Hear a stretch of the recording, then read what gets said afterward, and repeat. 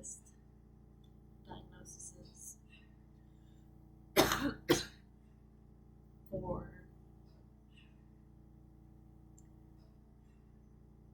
generalized anxiety, OCD, separation anxiety, depression,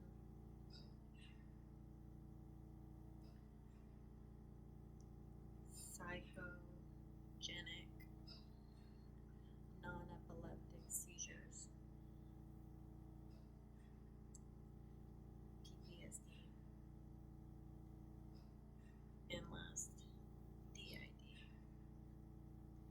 dissociative identity disorder.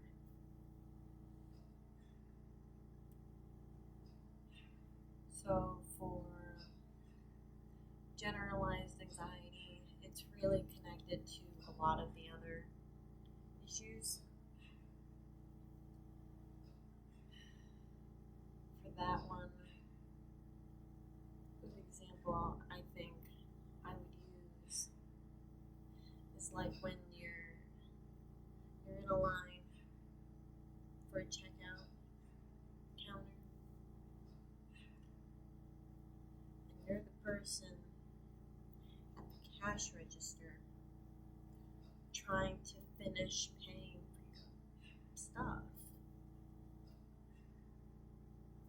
But I had learned pretty quickly not to start counting out coins. You have all of those people behind you. And it's just, your heart starts racing at the thought that they're going to get mad at you somehow for taking so long. Most people, they just rush through life in general. You see it when people are driving places, you know? It's always best to arrive safely than on time and not be late for whatever it is, because your life is more important than whatever that event is that you're trying to arrive to. While for a lot of people, separation anxiety can be from fear of abandonment, but for me, it's always been about fear of someone that I love dying, car accidents, things like that. When they're not here with me, I'm afraid for their safety. I'm afraid that I'll never see them again. While I would say that both of my parents had separation anxiety issues to me while growing up, which part of that's because they were divorced. So we were always just taking turns swapping homes. But I don't believe that's where that fear specifically came from. Do I believe that's why I have separation anxiety? Yes. But I don't believe that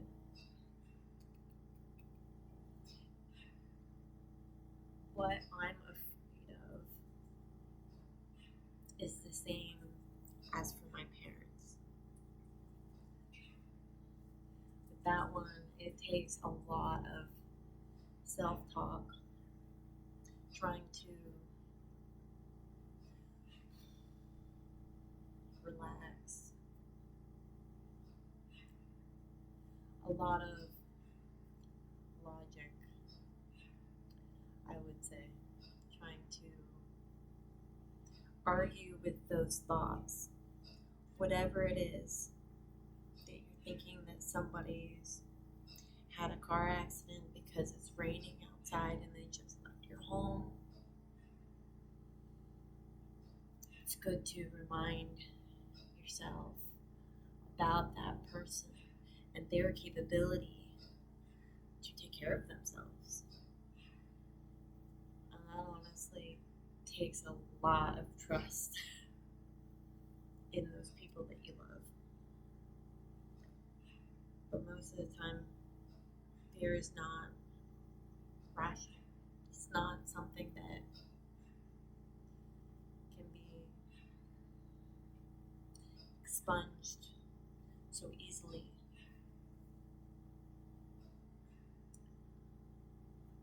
While I do have depression, I would say that most of it is related to isolation, being alone. Have a lot of events in my life happen that caused me to have depression. Yes, a lot of bad shit has happened. But for the most part, I would say that I tolerate my depression well, with the exception of being alone all the time. I'm disabled, so I'm now also homebound. I can't go out by myself anymore safely. So I really don't have a lot of opportunities to just socialize, be around people in general. Most of the people that I have experiences with are people that I already have connections with. My father, my biological father, lives close by with my half-siblings. My boyfriend lives close by. My friends fly here from out of state all the time to try to visit with me. But honestly, having multiple days of just not talking with people,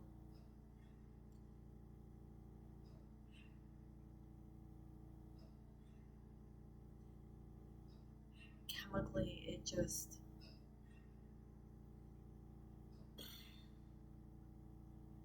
chaos.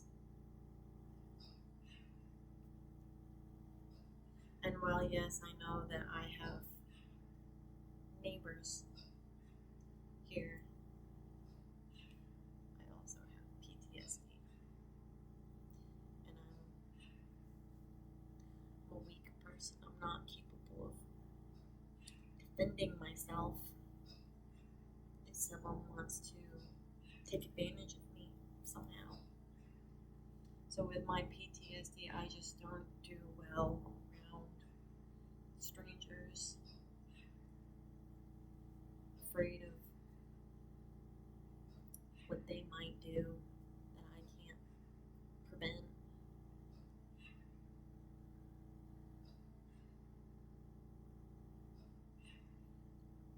I have had seizures for years now, maybe about 7 or 8. Are some of them related to hypoglycemia? Yes, for sure. That's why I'm always snacking. But most of them are related to